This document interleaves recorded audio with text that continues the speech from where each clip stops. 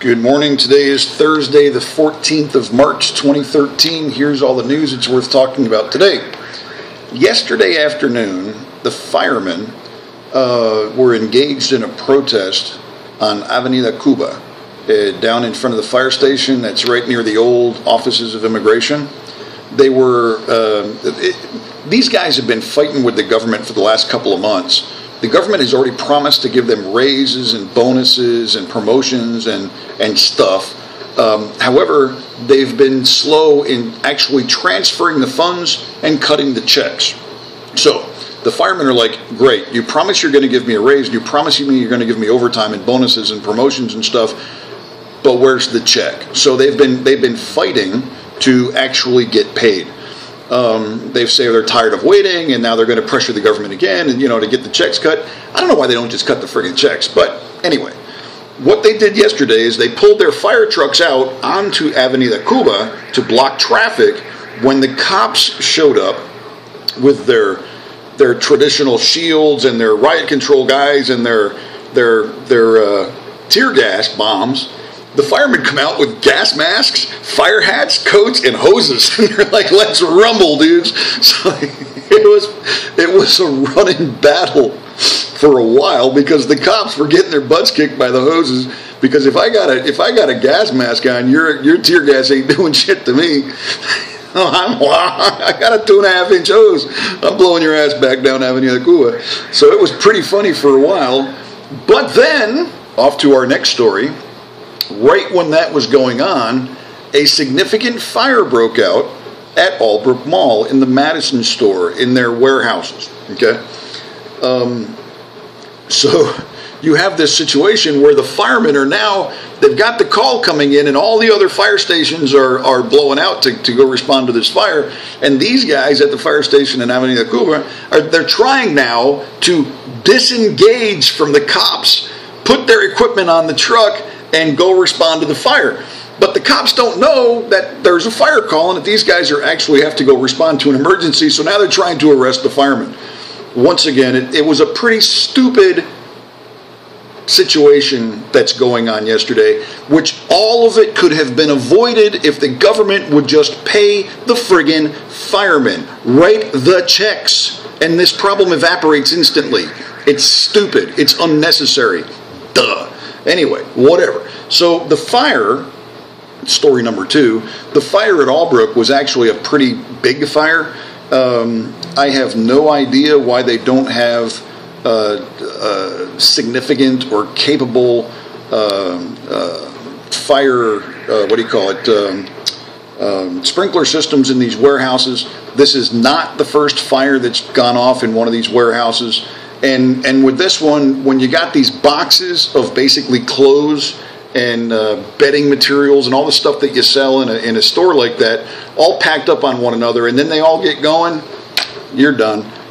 When I saw this stuff, when I saw them doing this yesterday, I was watching them put out the fire. I'm like, they don't know how to do this. They don't have the capabilities, and this is basically just a let it burn itself out, and you have to muck out all of that crap and hose it down, one box at a time. And that thing's still burning. They ripped off the whole front of the building. They were poking little holes in the cement wall. They ended up now, you look at it this morning, they've ripped off the whole front of the side. They're probably going to have to end up demolishing that section of the building and rebuilding it because there was a lot of heat in there for a long time, and that will compromise the integrity of the cement and the steel reinforcing inside. So anyway, big fire. The Madison store is closed, and sections of the Albrook Mall inside are closed. However, sections of Albrook Mall are going to be reopening. I don't know how many fires they're going to have at Albrook until they figure this shit out and they realize that these idiots that don't have sufficient sprinkler systems, or if they do have sprinkler systems, they're packing the boxes right up to the roof, and they're not doing what they're supposed to be doing inside, so that the sprinkler system can't control the fire when it starts. Hey, whatever. You do dumb shit, you get dumb results. Anyway, fire at Albrook Mall. Okay, here's another one. There's just all kinds of shit that's making me laugh today. There's a minister of the small, medium, and micro businesses, Giselle Burrillo.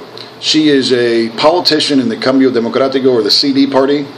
She's trying to run for president. Okay.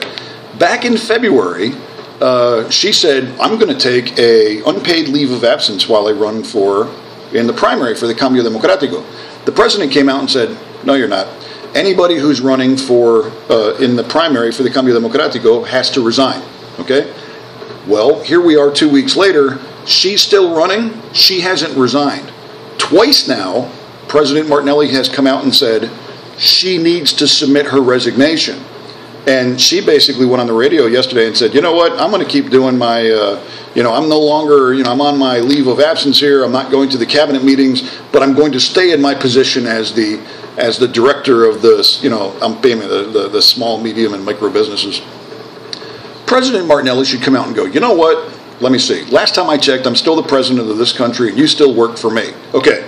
It's Thursday. By 4 o'clock this afternoon, I want your friggin' resignation on my desk. If I don't have it by 4:30 in the afternoon, you will be fired. Now, try to go ahead and win the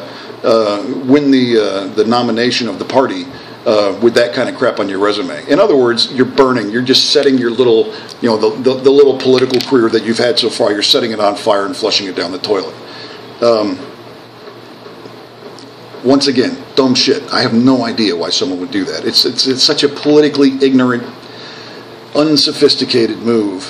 I mean, it's politically suicidal. Suicidal is what she's doing. She might have a little small circle of people that support her, but other than that, she's got no clue. Okay. Yesterday, President Martinelli paid $235,000 in income taxes. They made a little thing about it. He showed up at the DGI and he paid his bill and he put his paperwork in and he said, I'm leading by example. Everybody needs to pay their taxes. And with this money, this is the money that the government uses to do projects and build things. And he said, this is from my personal business activities, the businesses that I own and operate. This is my personal income, and this is the amount of money that I owe. So, good for him. Okay, here in the Telemetro, drug trafficking. They found 28 kilos of cocaine in a container that came from Peru, was passing through Panama, and was on its way to Guatemala. Another 28 kilos of cocaine. Every day, drug bust. Panama, cocaine, happens all the time. Okay, here we have in TVN, the residents in the area of Bacoda, which is out past Tecumen and going out towards the Darien, they have closed down the road out that way. They say that it's residents in Bacoda, but in reality, there's 4 buses out there, and most of the people that are closing this road are bus drivers. They're going to kill the Diablo Rojos out there, and they're going to put in metro buses. And the bus drivers don't want it to occur. They've known that this is happening for 2.5 years. They've finished up all the other areas of Panama, and supposedly by tomorrow, the 15th of March, all of these guys are going to be off the road. Well, they're resisting that change, and they're blocking the road, and they blocked the road for 10 hours and all this kind of stuff. So this thing with the bus drivers and the very last of these bus drivers that are being pulled off the roads and replaced by metro buses, they are resisting. So there might be some kind of a little blah from there. Okay. We've been talking about crime and violence a lot lately. Here's what it looks like when bad guys are involved. The 23-year-old man, this was in Las Malvinas, in the area of Alcalde Diaz. 2 guys went to his house, 3:30 in the morning, kicked in the door, and shot him with an Uzi 53 times. Yeah, he really pissed somebody off. So, don't know what he did, don't know who he pissed off, but they blew that dude away and they Swiss cheesed him to the point where he had no chance of surviving. Obviously, it was a hit, and that's that. So, yeah.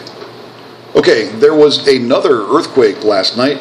This one happened at 10:46 p.m. local time. It was 5.1 on the Richter scale, 7 kilometers of depth, and it was located 54 kilometers south of Punta Burica, out in the ocean, basically due south of Chiriquí. So this one was a little bit bigger than the other. There was another earthquake yesterday that was smaller, that was up in the area of Volcan. But this one was actually felt more. People have, written in and said, hey, I really felt that one at 10:40 something last night. There have been several of these little shakers. But they don't hurt anybody. They don't kill anybody. They don't cause any property damage. When they go off, you go, oh, hey, earthquake. And then you're done. That's it. So, once again, I said it before, I'll say it again. I see these things as good things because they release the pressure with no damage or destruction. So, probably a good thing. Okay, all right, last thing today in the Dia Dia. There's a situation that's been going on over in the city of Cologne. There's a bar called the Olympia, which was a whorehouse. There were 15 sex workers, prostitutes, that were living in there. They had been brought into Colombia by people who are human traffickers. They would bring these people in, then take their passports, and then make them work in the bar. And one of these girls said she had to service 80 Greek sailors or something like that. When this thing started to get, here's how this went down. The cops show up and they bust all the people and stuff like that. Okay. The women are living inside of the bar. So what do the cops do? They lock the door with a padlock and the women don't have a key. So they're basically using this bar for custody to lock these women up. So the Dia Dia newspaper went over there and started reporting on it and brought it to light. So what do the cops do? They gave a key to the girls, so now they can go out and get something to eat or whatever. So then yesterday, everybody and their brother showed up over there. I'm talking health, immigration, the consulate of Colombia, the human rights office, the public ministry. Basically every government organization that you can think of all showed up over there at the same time, and the girls started freaking out. They're like, oh shit, because what they were afraid is that they were going to be, their biggest fear, check this out, their biggest fear was to be taken out of there and deported back to Colombia. This one girl says, hey, listen, I've got family back in Colombia and I don't have any money and they depend on me to support them. So she's like, man, if you guys deport me back to Colombia, my entire family is screwed, so to speak. So what they did was they said that first they were going to take them to a shelter and the girls didn't want to go to the shelter. So they said, okay, listen, if you've got somewhere to go, you're free to go. There was a couple of them that had like expired passports and the Colombian embassy said, we'll get you, we can hook you up and get you new passports. And they had just, all kinds of individual problems and stuff. But these chicks are, they've been victimized. Okay. So you kind of have to go, all right, well, let's kind of just take it slow here and let's take care of these people and not put them in a worse condition than what they were before all of this thing started. So anyway, that's going on. So it's another situation that's developing. Okay, that's it. That's all I got. Thanks for watching. Today is Thursday, the 14th of March, 2013. As always, have a great day. Bye.